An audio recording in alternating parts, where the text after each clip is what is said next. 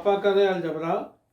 ਅਲਜਬਰੇ ਵਿੱਚ ਆਪਾਂ ਬੇਸ ਔਰ ਐਕਸਪੋਨੈਂਟ ਇਹ ਦੋ ਚੀਜ਼ਾਂ ਨੂੰ ਕਲੀਅਰ ਕਰਨ ਵਾਸਤੇ ਸਮਝ ਰਹੇ ਹਾਂ।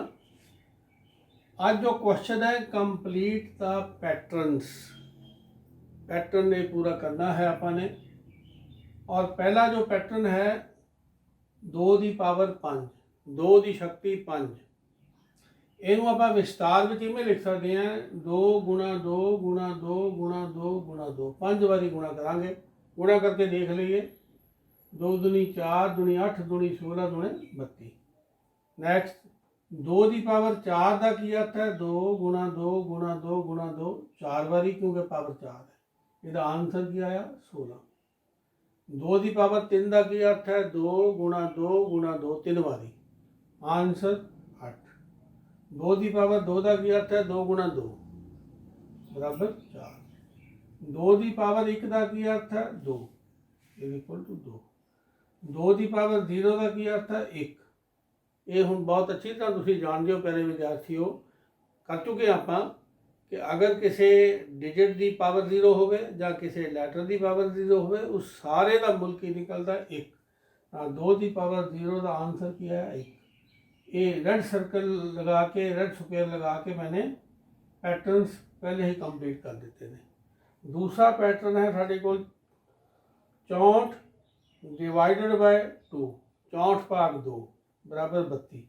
32 को आप लिख सकते हैं, 32 को लिख सकते हैं 2 की पावर 5। 32 भाग 2 आंसर कितना आया 16। 16 को आप लिख सकते हैं 2 की पावर 4। 16 भाग 2 का की अर्थ है 8। 8 को आप लिख सकते हैं 2 की पावर 3।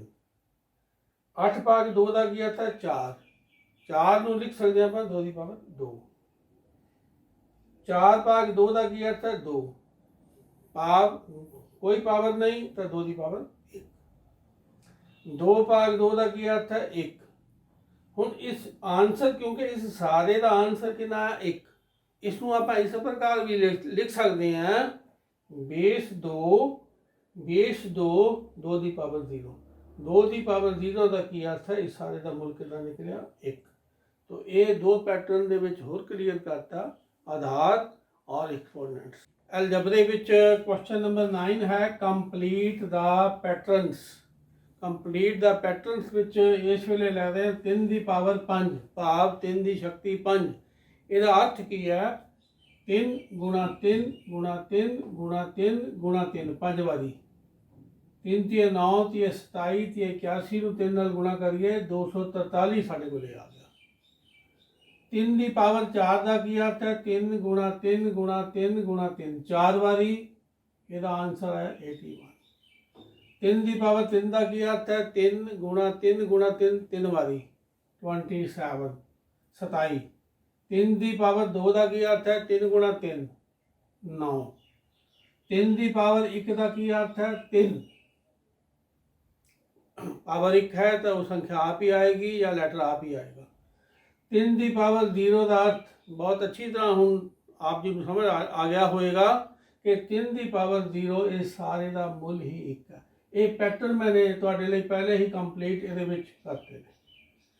क्वेश्चन नंबर 10 साढ़े को है, बहुत महत्वपूर्ण है। Find N in each equation. हरेक समीकरण में आपने एन की वैल्यू लभनी है। जो पहला क्वेश्चन है N is equal to 6 into 2 की पावर 3, एन बराबर 6 गुणा 2 की शक्ति 3। तो ये बराबर साढ़े को आ गया 6 गुणा 2 गुणा 2 गुणा 2, 3 बारी, क्योंकि 2 की पावर कितनी सी 3। 6 दूनी 12, 12 दूने 24, 24 दूने 48, 48। तो एन की वैल्यू अपने निकाल ली 48। अगला क्वेश्चन साढ़े को बी क्वेश्चन है 300 इज इक्वल टू एन गुणा 10 की power 2। 300 is equal to N into 10 की पावर 2। जहाँ इनू आप किमें लिख सकते हैं एन गुणा 100। गुणा 100 क्यों? क्योंकि 10 की पावर 2 है। 10 की पावर 2 का अर्थ है 10 गुणा 10 भाग 100। एन गुणा 100 इज इक्वल टू 300। ਹੁਣ ਇਸ ਲਈ ਸਾਡੇ ਕੋਲ n ਕੀ ਆਇਆ, n ਬਰਾਬਰ ਆ ਗਿਆ 300 ਬਟਾ 100। ਲੈਫਟ ਸਾਈਡ ਤੇ ਖੱਬੇ ਪਾਸੇ 100 ਕੀ ਹੈ ਗੁਣਾ, ਤਾਂ ਸੱਜੇ ਪਾਸੇ ਜਾ ਕੇ ਕੀ ਬਣੇਗਾ ਭਾਗ। सज्जे पासे असीं भाग करनी है। तो 300 बटा 100 इकट्ठे गए, साडे कोल n की कीमत 3 आ गई। जे आप n की कीमत 3 भर के देखिए, जी पड़ताल करके देखिए, तो साडे कोल लैफ्ट साइड और राइट साइड बराबर आनी चाहिए है। इत्थे असीं n की पावर कितनी भरांगे 3, तो साडे कोल की है 3 गुणा 10 गुणा 10, 3 गुणा 10 गुणा 10 300, तो लैफ्ट साइड भी साडे कोल की है 300। भाव असीं n की कीमत जो 3 निकाली बिल्कुल सही है। अगला क्वेश्चन है 2000 इज इक्वल टू 2 गुणा 10 की power n, 2000 is equal to 2 गुणा 10 की पावर n, ਜਾਂ ਇਹਨੂੰ ਆਪਾਂ ਲਿਖ ਸਕਦੇ ਹਾਂ 10 की power n is equal to 2000 भाग 2, क्योंकि इधर की है 2 गुणा, ਇਹਨੂੰ ਆਪਾਂ ਇਵੇਂ भी पढ़ सकते हैं 10 की पावर n गुणा 2, गुणा जाके सज्जे पासे भाग बनेगा 2000 भाग 2, साढ़े को आ गया 1000।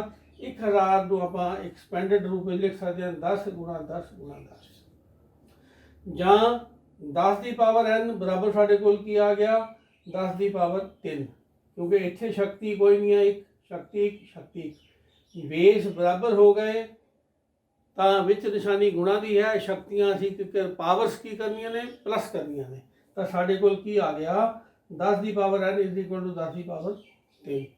इत्थे ये बहुत महत्वपूर्ण समझण वाली गल है कि समीकरण हल करने वेले असीं दोनों पासे इक्को जिहा काम जदों करिए साडी समीकरण कदी गलत नहीं होएगी।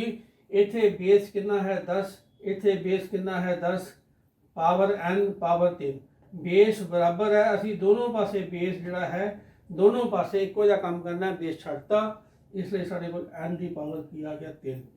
तो यदि पड़ताल भी मैंने दी हुई है, पड़ताल में देखो साढ़े को 2000 बराबर 2 गुणा 10 की पावर n, n असी पावर कितनी लगाई 3, क्योंकि वैल्यू 3 कढ़ी हुई है, तो साढ़े को इसलिए बराबर 2000 बराबर क्या 2 गुणा 10 गुणा 10 गुणा 10, क्योंकि 10 की पावर 3 है, 10 गुणा 10 गुणा 10, 1000 गुणा 2 साढ़े को आया 2000।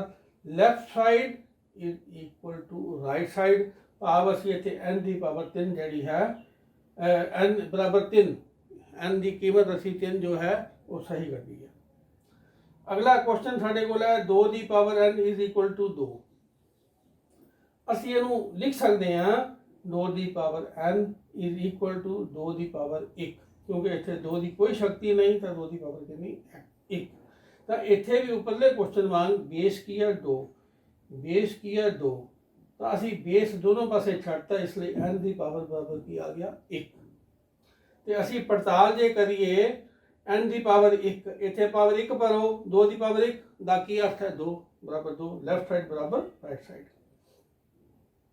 अगला क्वेश्चन है 2 की power n is equal to 1, असी इहनूं लिख सकते हैं 2 की power n is equal to 2 की पावर 0, क्योंकि 2 की पावर 0 सारे का मुल ही 1 है, इसलिए इत्थे भी असी की कीता, इत्थे भी असी बेस छड्डते, बेस कितना 2, बेस कितना 2, तो बेस छड्डते तो n is equal to 0।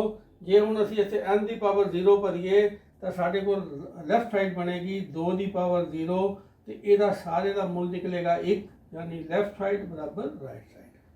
Note करने वाली गल ये है समीकरण हल करन समय समीकरण के दोवें पासे इक्को जिहा काम करना है, कभी भी साडा सवाल गलत नहीं होएगा।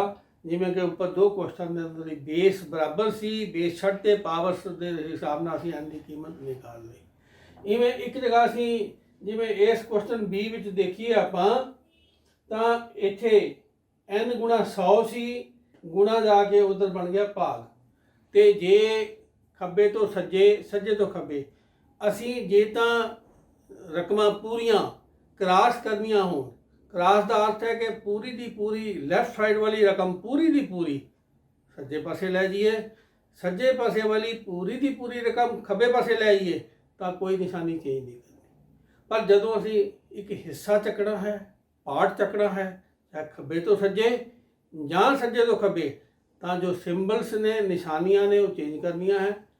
खब्बे तो सज्जे जां सज्जे तो खब्बे जदों असी हिस्सा चकना है तो उस वेले प्लस माइनस बनेगा, माइनस प्लस बनेगा, गुणा भाग बनेगा, तो भाग गुणा बनेगा, ਇਹ ਨੈਕਸਟ ਵੀਡੀਓ ਵਿੱਚ ਹੋਰ ਮੈਂ ਕਲੀਅਰ ਕਰਾਂਗਾ। Thank you very much.